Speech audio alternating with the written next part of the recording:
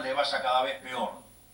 Sin embargo, nosotros estamos convencidos que inclusive aquellos que hoy desoyen el reclamo de la sociedad, sea por la razón que sea, en el futuro pueden volver a la senda argentina y encontrar la redención.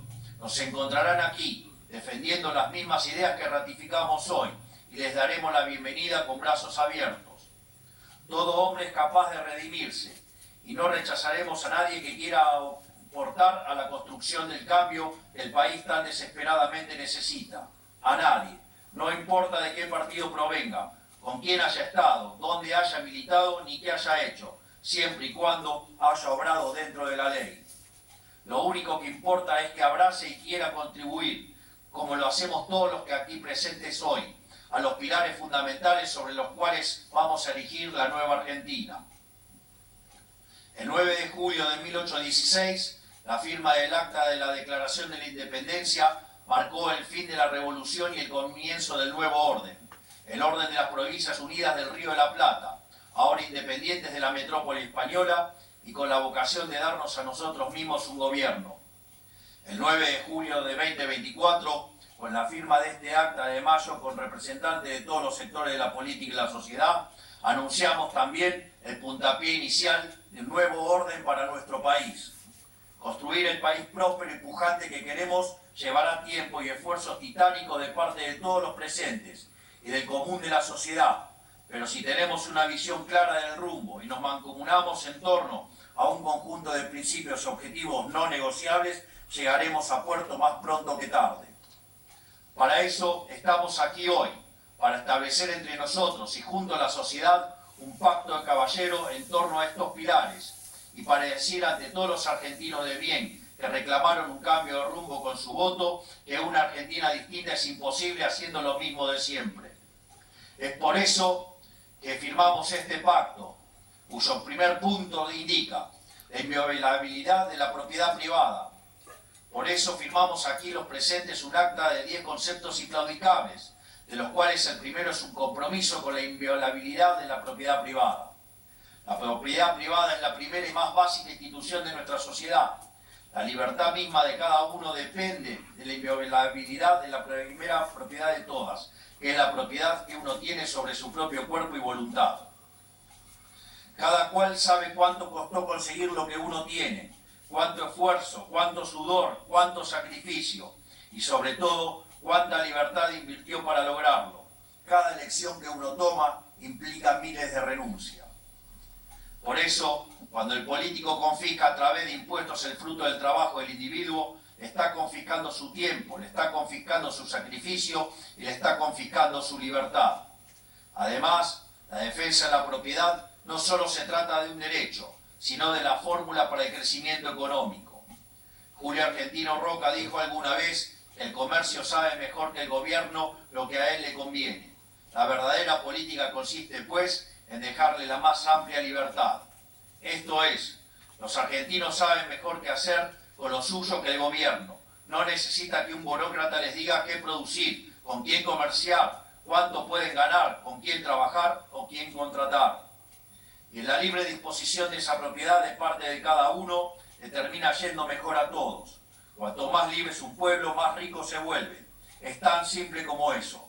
Por eso, en consonancia con este mandato, desde el gobierno perseguiremos una agresiva agenda de regulación en todos los órdenes de la actividad económica. Respetar la inviolabilidad de la propiedad privada es ratificarle a los argentinos que ellos son los dueños de sus propias vidas y de sus propios destinos. En definitiva, que son adultos y que en el ejercicio de su capacidad pueden y deben elegir por sí mismos y hacerse cargo de la responsabilidad que eso conlleva. Si el Estado decide sobre todos los aspectos de la vida del individuo y tiene derecho de reclamo sobre la propiedad, el individuo no se reconoce propietario de su propia vida y en consecuencia no se hace responsable de sus propias acciones. 2. El equilibrio fiscal es innegociable. También firmamos aquí un compromiso innegociable con el compromiso fiscal. Necesitamos estar de acuerdo en que el déficit fiscal crónico es el huevo de la serpiente de la decadencia argentina, porque es el origen último de todos los problemas que ha tenido nuestra economía en los últimos 100 años. La deuda, la presión fiscal asfixiante, La emisión monetaria y la inflación no son otra cosa que síntomas, consecuencia del gasto público compulsivo sin respaldo ni financiamiento. Con lo cual, lo que estamos asumiendo no es otra cosa que un compromiso innegociable con el sentido común. No se puede gastar más de lo que entra y no se le puede imponer a quienes pagarán impuestos en el futuro solventar el despilfarro del presente. La deuda o la emisión para solventar cuentas públicas deficitarias tarde o temprano se termina pagando con impuesto inflacionario, que es el peor de todos porque afecta más a los que menos tienen. Además de tener para mí una carga moral, estas son leyes básicas e inalterables de la economía. Es matemática inobjetable. Cuando obedecimos estos principios como nación, nos fue tan bien en tan poco tiempo que pronto fuimos la envidia del mundo entero. Pero cuando en un patrón vicioso de fatal arrogancia, la clase política creyó que podía inventar la rueda y desoír estas leyes básicas de la economía, nos hundió en la miseria por un siglo y terminamos en el abismo profundo en el que estamos hoy.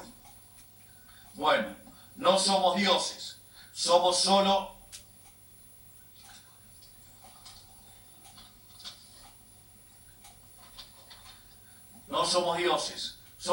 hombres. No escribimos las reglas, solo podemos seguirlas. Por eso, de acá en adelante, se terminó el chamanismo económico.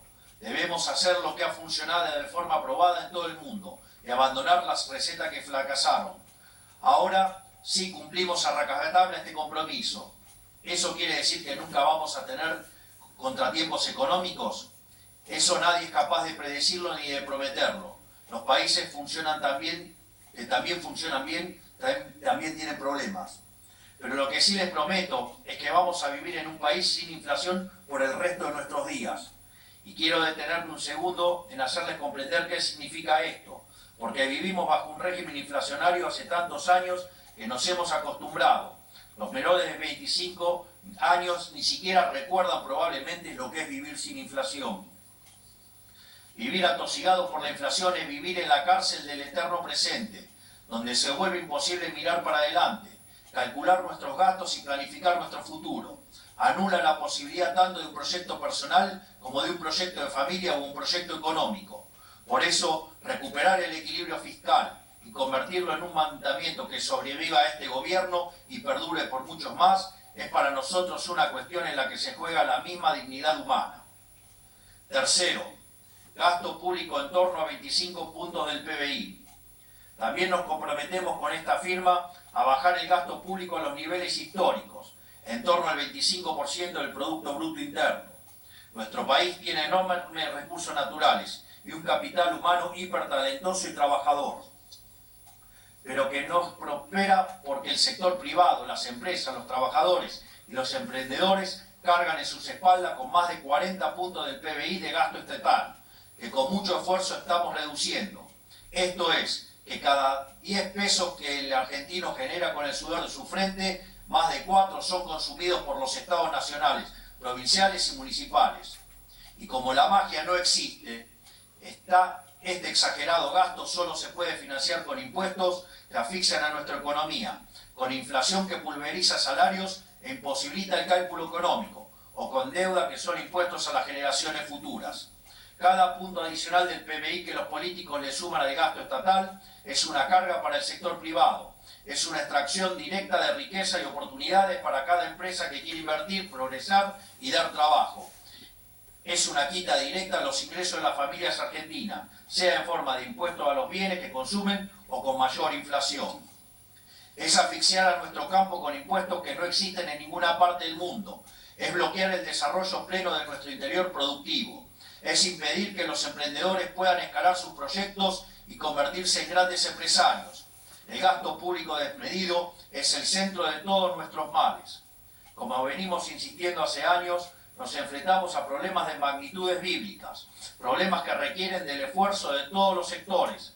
Bajar drásticamente el peso del Estado en nuestra economía es nuestra misión más importante y más difícil. Por eso convocamos a este pacto, para que todos los que tenemos responsabilidad sobre esta materia hagamos nuestra parte, para asegurar la prosperidad de nuestro país. El 44% del gasto del Estado de nuestro país corresponde a las provincias y los municipios. Por cada empleado del Estado Nacional hay 5 empleados provinciales. Llegar a un peso del Estado razonable de 25 puntos del PBI requiere que todos los niveles del Estado hagan su parte. Esto redundará en beneficio para todos, porque la bonanza y la prosperidad del país, de cada una de sus provincias y municipios, es inversamente proporcional al tamaño del Estado. Desde el Estado Nacional ya hemos demostrado nuestro compromiso, habiendo hecho en tan solo 8 meses la reducción de gasto público más grande de la historia del Estado Nacional. Los aquí firmantes se comprometieron a hacer su parte en sus respectivos distritos. Un Estado que le sirve a la sociedad y no a los políticos tiene que tener, además de un peso razonable, funciones claras. Insistimos con reducir en 15 puntos el peso del Estado, no solo porque este fue el tamaño que tuvo en nuestra época de mayor prosperidad, sino porque con un gasto consolidado de 25 puntos se pueden cumplir las únicas funciones que tiene que cumplir el Estado: hacer cumplir la ley y el respeto de la propiedad privada, reprimir y castigar el delito en todas sus formas, asegurar la integridad del territorio nacional con fuerzas armadas respetadas y equipadas, asegurar el acceso a la educación y a la salud de los argentinos. Un Estado chico, pero con funciones limitadas y claras, vale más que un Estado gigante que dilapida los recursos de los argentinos en tareas que no le corresponden, beneficia a unos pocos y bloquea la prosperidad de nuestro país. Cuarto, educación. Firmamos aquí el compromiso, también con una educación inicial, primaria y secundaria útil y moderna, con alfabetización plena y sin abandono escolar, porque comprendemos que la Argentina atraviesa una innegable crisis educativa desde hace mucho tiempo. Identificamos hoy que el corazón de la crisis está en el fracaso que hemos tenido como país en alfabetizar correctamente a nuestros estudiantes. Hoy la mitad de los alumnos del primario no alcanzan el nivel de lectocomprensión adecuado para su edad. Para los de sexto grado ese valor llega al 70%. Es decir, que hoy 7 de cada 10 chicos argentinos que no comprenden los textos que leen. Y todo esto ocurrió bajo las narices de la dirigencia política, mientras intendentes y bloques parlamentarios se tironeaban para definir qué municipio se quedaba con los fondos para construir una universidad nueva. Hemos puesto el foco únicamente en la educación superior por décadas, y mientras mirábamos para otro lado, el analfabetismo se coló por la grieta de los primeros niveles educativos. Hay que entender que la correcta alfabetización y garantía de competencias básicas del estudiante del primario es la condición necesaria que hace posible cualquier tipo de aprendizaje posterior. Si no podemos garantizar eso, todos los esfuerzos posteriores en la trayectoria educativa del estudiante están condicionados desde el vamos. No pueden extrañarnos entonces los niveles récord de deserción que tenemos hoy. Por eso este compromiso es sobre todo uno que debemos asumir junto al gobierno nacional y los gobiernos provinciales para mirar de frente el problema y elevar la vara, y para recuperar el espíritu de exigencia con los docentes que están necesarios. Sepan que contará con el Estado Nacional y los recursos y soporte del plan de alfabetización que presentamos esta semana para perseguir en conjunto este objetivo. Pero el problema en la educación no termina en la alfabetización, en perfeccionar la educación básica. Tenemos un sistema educativo que está desconectado de las necesidades económicas de nuestra sociedad, porque tenemos carreras universitarias demasiadas largas, porque hemos priorizado aumentar la oferta universitaria por sobre la oferta terciaria, porque egresamos una cantidad hipertrofiada de abogados y contadores que son solo demandados porque en Argentina hay demasiados juicios, demasiados trámites y demasiados impuestos. Y porque tenemos harta cantidad de carreras para las cuales el único empleador posible es el Estado, de forma directa o indirecta, ejerciendo funciones que no debería ejercer. Y lo más complicado de todo, porque el status quo en las instituciones de formación docente y profesorados es impugnar los preceptos básicos del sistema de cooperación social en el que vivimos, que es el capitalismo y la democracia liberal. Esto último es simplemente un suicidio colectivo. ¿Cómo va a ser la norma en los secundarios y universidades del país inculcar que el capitalismo es malo? El fin primero del sistema educativo tiene que ser integrar a los estudiantes a la sociedad conforme a sus normas. Con el analfabetismo nos hicimos los despistados durante décadas, y aquí estamos hoy, en una situación incompatible con la tradición educativa de nuestro país, que fue el primero en terminar con el analfabetismo en el mundo. Con los demás problemas del sistema educativo no nos podemos hacer los despistados. Los tenemos que abordar antes de que sea demasiado tarde. Por eso les hablo hoy aquí de virar a una educación útil y moderna, útil para los jóvenes, para que cuenten con las herramientas para insertarse y desarrollarse en el mercado laboral y en la sociedad en general. Y por eso insisto a la dirigencia política y a la sociedad civil a concentrarnos en reconstruir la base del edificio educativo y de la formación humana en los argentinos, que es la escuela, porque no hay edificio que perdure si sus cimientos están vencidos. Quinto, reforma tributaria. Firmamos aquí también el compromiso de llevar adelante una reforma tributaria que reduzca la presión impositiva, simplifique la vida de los argentinos y promueva el comercio. Nuestro sistema impositivo es asfixiante, laberíntico e inestable. Argentina tiene que dejar de ser un infierno fiscal para quienes trabajan, se esfuerzan e invierten. Nuestro país tiene una carga impositiva explícita que supera el 30% del PBI. En los últimos 15 años creció de manera sostenida y no por mera coincidencia. En este mismo periodo fuimos el país que menos creció en Latinoamérica. Para revertir esto, la reducción del peso del Estado en la economía tiene que venir acompañada de una merma significativa de la carga impositiva. El problema de este sistema no termina acá. Además de su peso está su complejidad. Hoy los argentinos están sometidos a más de 150 tributos entre nacionales, provinciales y municipales. Este es un costo escondido que absorben las empresas e individuos. Además de reducir la carga impositiva, tenemos que simplificarla. Para esto es necesario el compromiso de gobiernos provinciales y municipales. Los argentinos merecen ser libres, merecen dedicar su tiempo y recursos a desplegar toda su creatividad y talento, a crear riqueza, no a llenar formularios y pagar decenas de impuestos incomprensibles. Por último, es central lograr un sistema impositivo estable. Una economía capitalista se basa en la posibilidad de poder hacer cálculo económico, que los agentes económicos puedan inferir cuáles van a ser sus ingresos y gastos en el futuro. En Argentina esto se ha vuelto imposible, no solo por la inflación, sino que por la voracidad fiscal de la política. Constantemente se han creado impuestos para cubrir gastos innecesarios. Muchos de estos, como el impuesto al cheque o bienes personales, eran transitorios, pero ya llevan más de 2 décadas esquilmando el bolsillo de quienes lo pagan. Necesitamos el compromiso de todas las partes para lograr un sistema impositivo que no asfixie a la actividad privada, que sea simple y que perdure en el tiempo. Sexto, rediscusión de la coparticipación federal.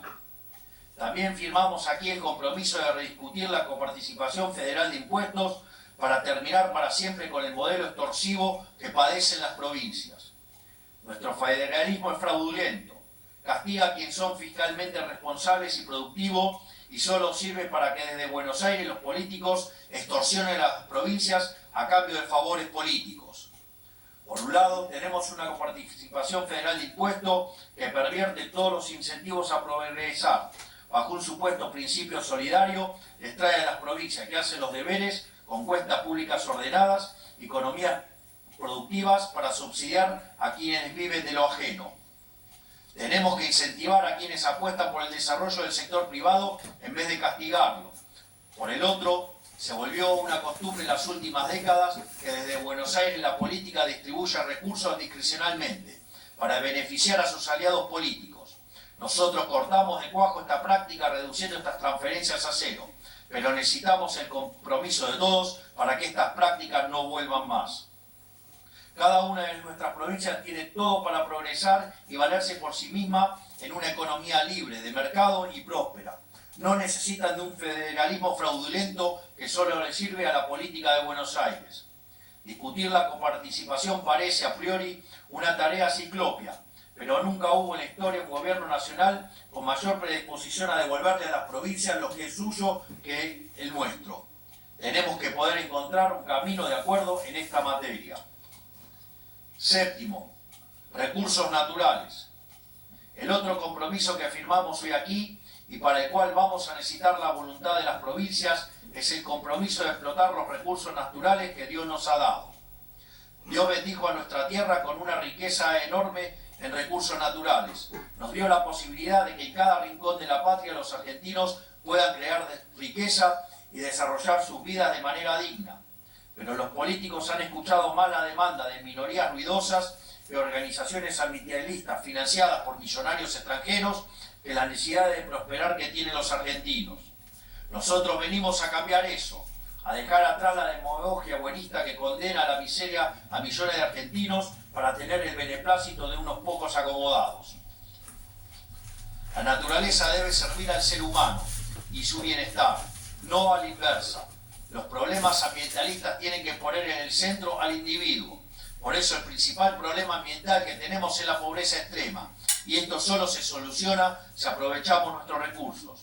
Llegamos al ridículo de compartir cordillera con Chile y no producir cobre, mientras ellos exportan más de 50.000 millones de dólares al año de este mineral, más del doble de lo que nosotros exportamos en soja. Llegamos también al ridículo de trabar la explotación de nuestros recursos marítimos, una de nuestras riquezas más abundantes, logrando únicamente que estos sean apropiados por potencias extranjeras. Tener el compromiso de explotar nuestros recursos naturales es tener un compromiso con las necesidades reales de nuestro país, con terminar con la pobreza y con que haya oportunidad de crecimiento para todos los argentinos en cada rincón del país. Reforma laboral. Por supuesto que nada de todo esto será posible sin avanzar en una reforma laboral moderna que promueva el trabajo formal. Sobre este tema no puede haber dudas. El régimen laboral que impera en la Argentina desde hace 50 años es obsoleto y dañino para el mundo laboral que tenemos hoy. No hay lugar para seguir aferrándose a este modelo cuando el mundo cambió, y sobre todo cuando la Argentina cambió, y en la dirección equivocada, arrastrada hasta el fondo del mar por el ancla que es el sistema laboral vigente. Es un régimen con normativas vetustas, que hace casi imposible contratar a alguien formalmente. Por eso 2 de cada 10 personas en edad de trabajar tienen un empleo formal, y hace 10 años que esta cifra prácticamente no se mueve. En paralelo, lo único que sí creció en la Argentina en los últimos 10 años fue el empleo público, que en los gobiernos provinciales creció un 35% del 2011 hasta acá. Hace décadas que venimos retrocediendo y la dirigencia política y sindical ha querido tapar el sol con las manos. Ha preferido dejar que se hunda la economía y que el mercado laboral formal desaparezca antes que habilitar la conversación para modificarlo. Debe entenderse que la legislación laboral actual se pensó para un país que había eliminado la pobreza y no tenía desempleo. Este país no existe más. Somos un país pobre, con la mayoría de la población trabajando en condiciones precarias. Necesitamos generar trabajo formal, de calidad, y para ello es indispensable generar riqueza. Es hora de reconocer que meter el problema abajo en la alfombra no lo hace desaparecer, solo lo empeora. Es hora de aceptar que lo mejor para un trabajador es un empresario, y que para que haya más trabajadores y empleo de mejor calidad, tiene que haber más empresas. Es hora de aceptar que tiene que ser rentable para las empresas contratar, no un acto solidario. Y es hora de aceptar que tiene que ser posible para las empresas despedir sin enfrentar un litigio infernal. Porque con la legislación laboral que tenemos estamos perjudicando a las empresas, pero mucho más todavía a los trabajadores. 9. Reforma previsional. No podemos avanzar en una reforma laboral sin una profunda reforma del sistema previsional que le dé sostenibilidad al sistema y garantice el respeto a quienes aportaron. El sistema previsional y de jubilaciones argentinos está quebrado y tiene un diseño de incentivos que lo hace insostenible e inmoral. A los factores demográficos como el envejecimiento poblacional o que la esperanza de vida haya pasado de 64 a 76 años en 5 décadas, se le suma un sistema de jubilaciones absolutamente perverso.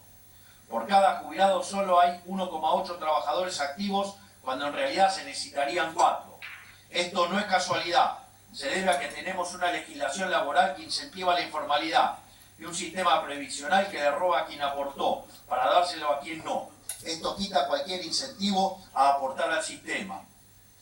Necesitamos un sistema previsional que respete el aporte y ahorro de toda una vida. Pervierte la moral de un país que se valore de la misma manera a quien se esforzó, trabajó y aportó toda una vida que a quien no lo hizo. Esto aplica tanto a lo previsional como a lo educativo, lo impositivo, lo federal. En Argentina los incentivos están dando vuelta. Se premia al que no hace y se castiga al que hace. Se beneficia el que no cumple, mientras se perjudica el que cumple. Esta lógica perversa, que es transversal a todos los temas de la vida social, debe terminarse. 10.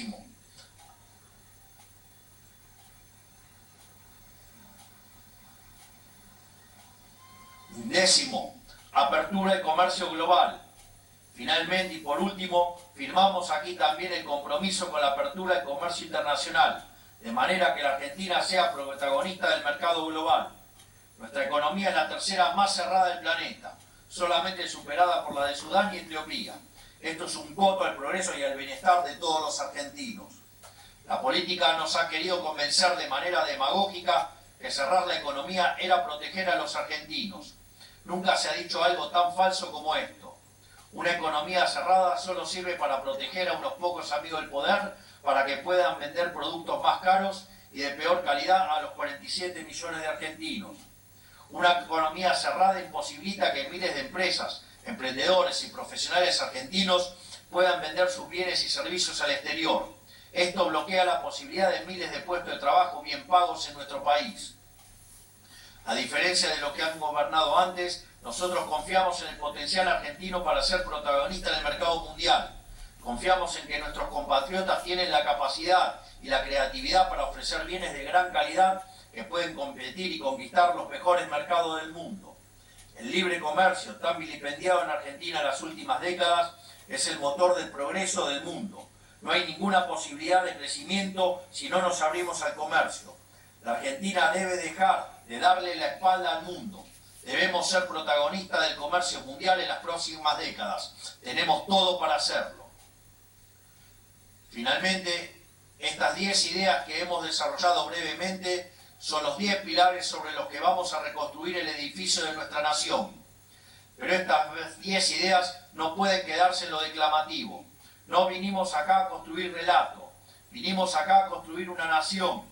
Por ese motivo hemos decidido crear el Consejo de Mayo, que tendrá la tarea de traducir cada uno de estos incisos a legislación efectiva que enviaremos al Congreso. Esperamos que, contando con el aval de todos los actores económicos de la Argentina, podamos materializar en reformas legislativas los principios aquí esbozados. Hace pocos meses, en la celebración del 25 de mayo, hablé que de la gran historia argentina está marcada por el paso de generaciones de patriotas. Son las generaciones de los que todos aprendimos en los libros de texto cuando éramos chicos. La generación de Mayo, que se rebeló contra el yugo de un régimen corrupto e inmoral que parasitaba la vida de los argentinos para tributar a la corona.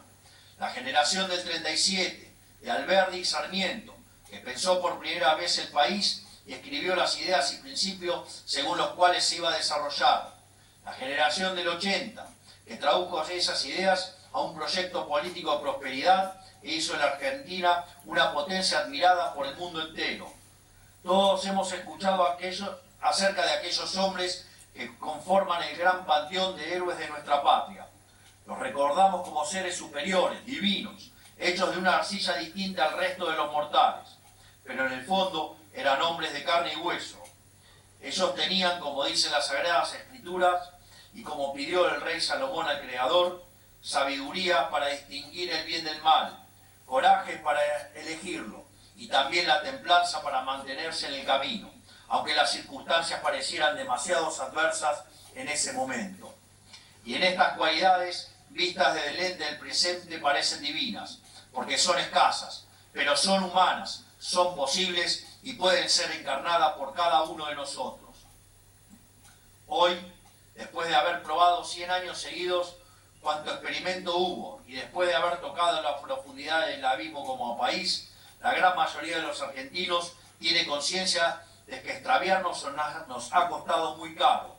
Y cuando la sociedad reclama un cambio profundo y los tambores de la historia vuelven una vez más a redoblar, le toca nuevamente a hombres, no a seres divinos, sino a meros hombres y mujeres, estar a la altura de lo que la historia demanda. Por eso, no solo tenemos la oportunidad histórica, sino también la obligación de acudir a ese llamado, la obligación de seguir el ejemplo moral y cívico de aquellos argentinos ilustres, la obligación de recoger juntos ese guante y de volver a ser una generación de patriotas, de animarnos a hacer lo que la historia demanda inclusive si el costo de hacerlo fuera renunciar a nuestra reputación o intereses personales, y de volver a abrazar por primera vez en 100 años las ideas que abrazaron nuestros héroes de la patria, las ideas que transformaron un país de bárbaros en una potencia mundial en cuestión de pocas décadas, que son también las ideas que hicieron de Occidente la hazaña civilizatoria más imponente de la historia de la humanidad, y que a mí me gusta llamar las ideas de la libertad. Sé que para algunos parece una tarea imposible, sé que para muchos argentinos están cansados y sienten que hemos expendido demasiados esfuerzos al servicio de la nada en los últimos años, y que tratar de salir adelante en la Argentina a veces se siente como cargar con la piedra de Sísifo. Pero les digo, sabemos que una Argentina distinta es imposible haciendo lo mismo de siempre, y no vamos a parar hasta cambiar de raíz los males que aquejan a nuestro país. Y estamos seguros de que si lo hacemos juntos tendremos éxito, porque ya lo hemos hecho en el pasado y lo podemos volver a hacer, porque no somos cualquier pueblo, somos la Argentina, y porque la victoria en el campo de batalla no depende de la cantidad de soldados, sino de las fuerzas que vienen del cielo. ¡Viva la patria y viva la libertad, carajo! ¡Viva la libertad, carajo! ¡Viva la libertad, carajo! Muchas gracias a todos. Gracias por tanta grandeza. Gracias por este gesto patriótico. Muchas gracias. Hemos escuchado las palabras del señor presidente de la Nación Argentina, doctor Javier Milei. De esta manera, damos por finalizado el presente acto. Les pedimos por favor a los señores gobernadores y ministros del Poder Ejecutivo Nacional ingresar nuevamente a esta casa del tercer patio. A continuación, se interpretará la marcha Avenida de las Camelias. Hasta siempre, Tucumán. Muchas gracias.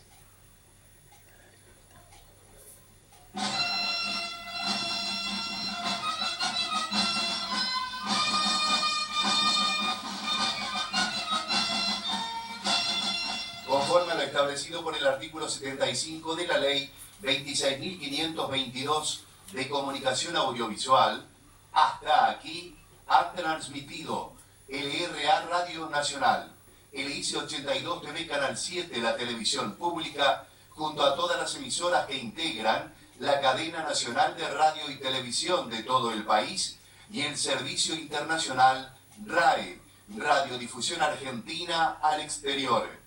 Las emisoras participantes continúan con la transmisión de sus respectivos programas. Muchas gracias.